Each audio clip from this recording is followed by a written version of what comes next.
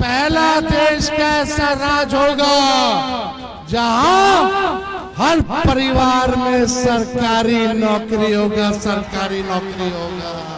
इन लोगों ने 20 साल तक राज किया है, 11 साल केंद्र में। बिहार सबसे गरीब राज्य है देश का। बिहार में सबसे ज्यादा बेरोजगारी है। सबसे ज्यादा अगर पलायन किसी राज्य में हो रहा है तो वो बिहार है। महंगाई चरम पर है, ना कोई निवेश है, ना कोई कारखाना है।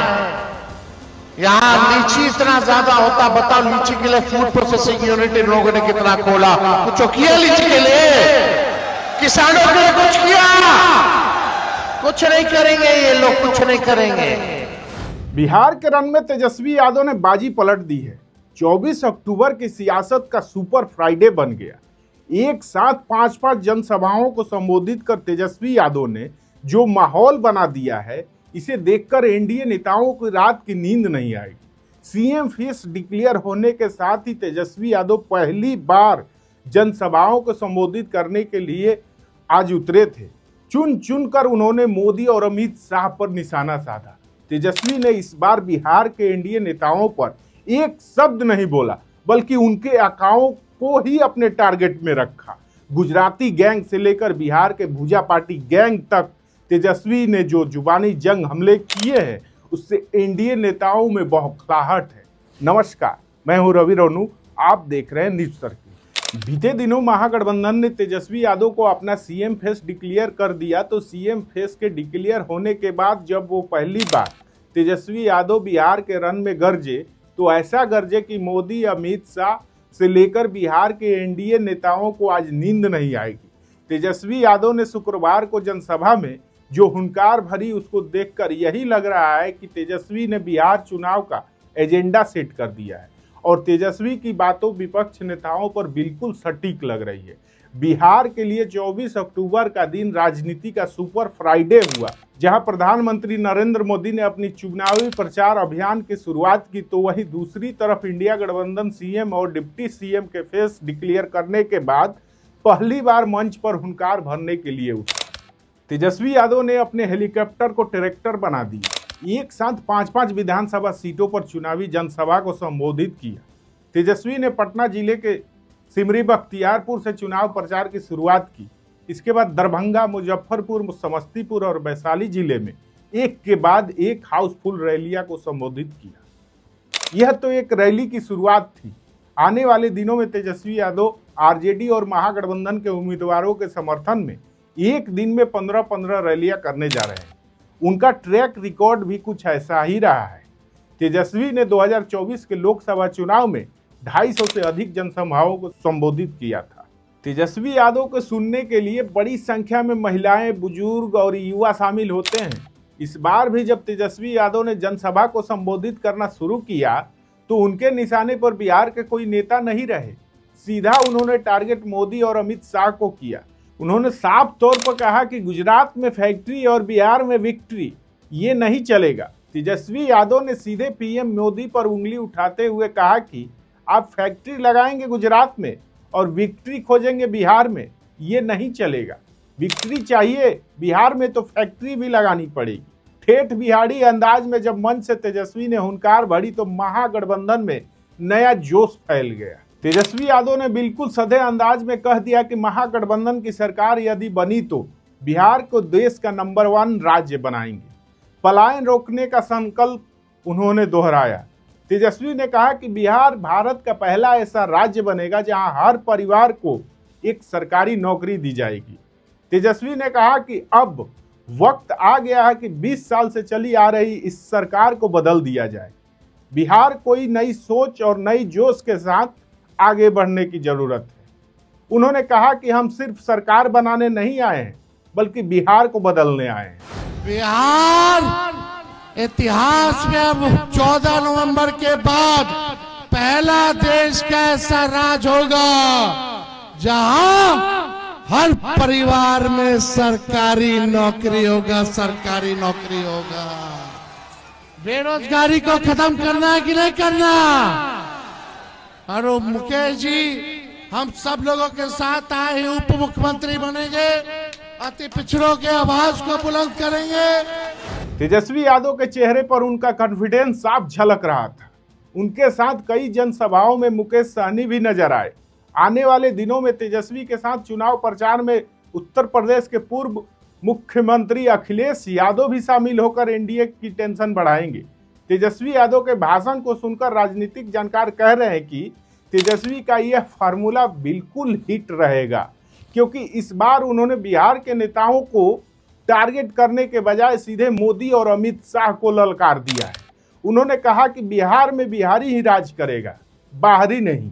बिहार इतिहास में अब 14 नवंबर के बाद पहला देश का ऐसा राज होगा जहां हर परिवार में सरकारी नौकरी होगा, सरकारी नौकरी होगा। बेरोजगारी को खत्म करना है कि नहीं करना?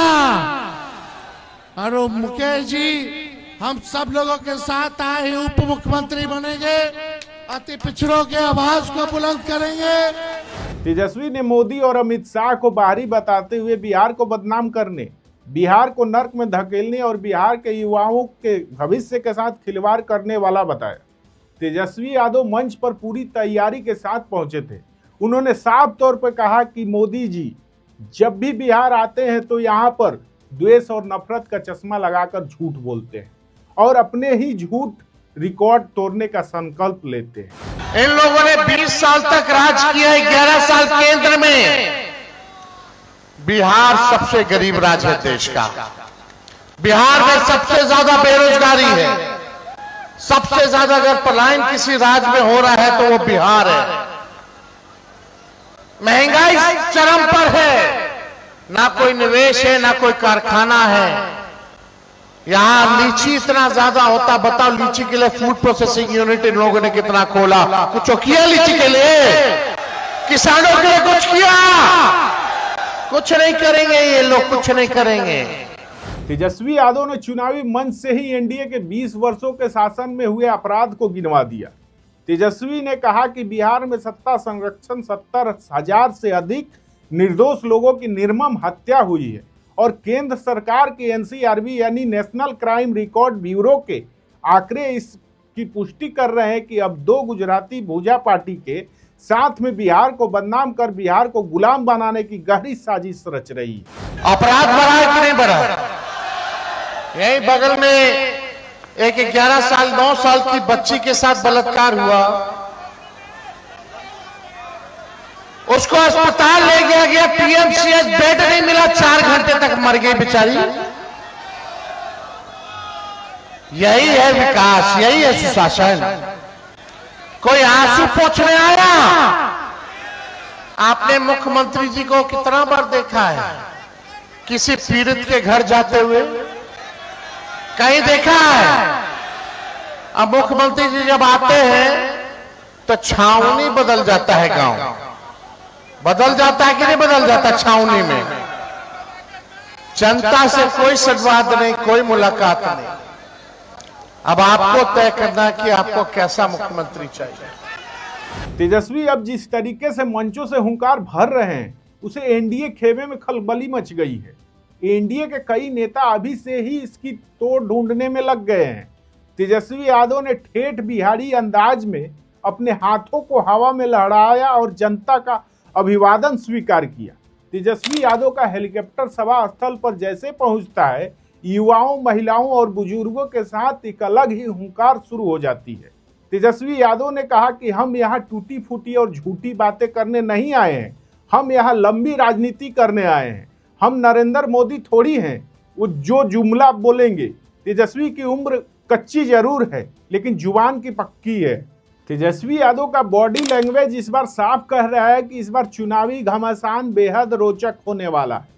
जहां एनडीए में उपेंद्र कुशवाहा, जीतन राम मांझी इस बात से दुखी हैं कि उन्हें कम सीट दी गई, वहीं नीतीश कुमार को इस बार बीजेपी के जुड़वा भाई का दर्जा दे दिया गया है और अभी तक सीएम के चेहरे पर कोई बात नहीं साफ साफ हो पाई है।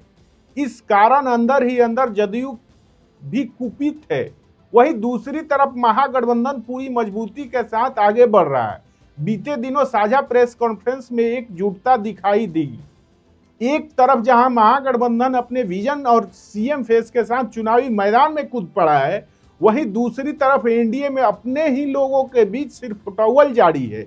इससे साफ है कि मतदान से पहले ही तेजस्वी ने अपने फेवर में जो माहौल बनाया है, इसकी तोड़ एनडीए के पास नहीं है। ये रैलियां तो बस शुरुआत है, असली जंग अभी बाकी है।